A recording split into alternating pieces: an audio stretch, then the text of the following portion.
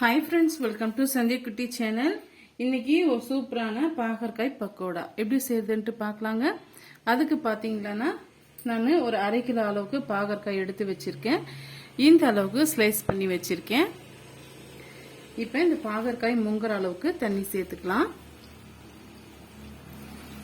இந்த அளவுக்கு சேர்த்தன பிறகு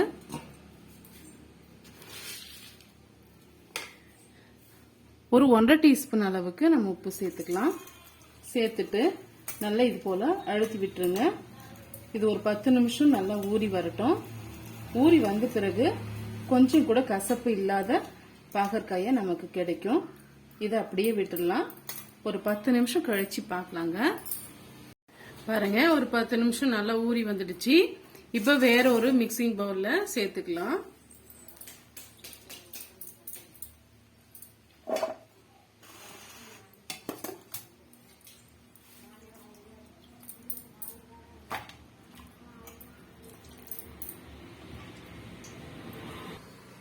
இப்போ வேற ஒரு மிக்சிங் பவுல்ல சேர்த்தாச்சுங்க. இப்போ 1 கப் அளவுக்கு கடலை மாவு சேர்த்துக்கலாம். 1 கப் அளவுக்கு அரிசி மாவு, 1/2 கப் அளவுக்கு கார்ன்ஃபிளவர் மாவு வந்து சேர்த்துக்கலாங்க. இப்போ இந்த பாகற்காய் பக்கோடாக்கு தேவையான அளவுக்கு உப்பு சேர்த்துக்கலாம். 1/2 டீஸ்பூன் அளவுக்கு உப்பு சேர்த்துக்கிறேன். இது கூடவே 1 டீஸ்பூன் அளவுக்கு கரம் மசாலா, ஒரு பிஞ்ச் அளவுக்கு மஞ்சத்தூள்,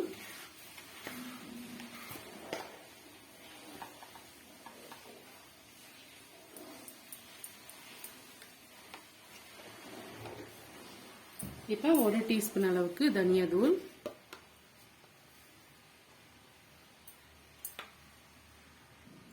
ரெண்டு டீஸ்பூன் அளவுக்கு வெறும் மிளகாய் தூள் வந்து சேர்த்துக்கலாம். நம்ம சேர்த்திருக்கிற அளவு வந்து 1/2 கிலோ அளவு சேர்த்திருக்கிறதுனால 2 டீஸ்பூன் அளவுக்கு மிளகாய் தூள் சேர்த்துக்கலாங்க. அது கரெக்டா இருக்கும். மீடியமான டீஸ்பூன்றதுனால 2 டீஸ்பூன் அளவுக்கு நான் சேர்த்திருக்கேன். இப்போ வந்து ஒரு முறை நல்லா வந்து மிக்ஸ் பண்ணி விட்டுக்குங்க. மிக்ஸ் பண்ணி விட்ட பிறகு கொஞ்சம் கொஞ்சமா நம்ம தண்ணி தெளிச்சு நம்ம நல்லா வந்து பிசைஞ்சு எடுத்துக்கலாம். எடுத்த உடனே அதிகமான தண்ணி வந்து சேர்த்துக்கூடாது. கொஞ்சம் கொஞ்சமா நம்ம தண்ணி சேர்த்து பிசைஞ்சு விட்டுக்கலாங்க.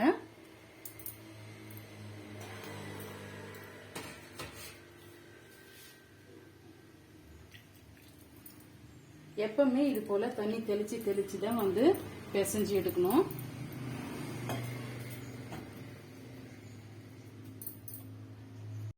பாருங்க, இந்த அளவுக்கு நம்ம பிசைஞ்சு எடுத்துக்கிட்டோம்.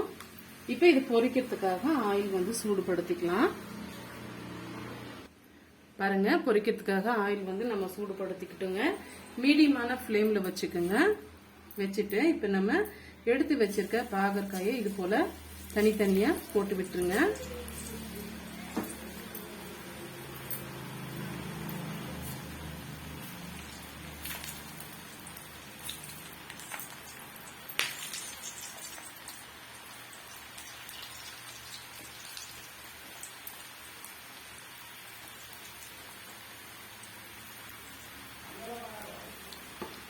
மீடியமான ஹீட்ல நல்லா பொரிச்சு எடுத்துக்கலாம்.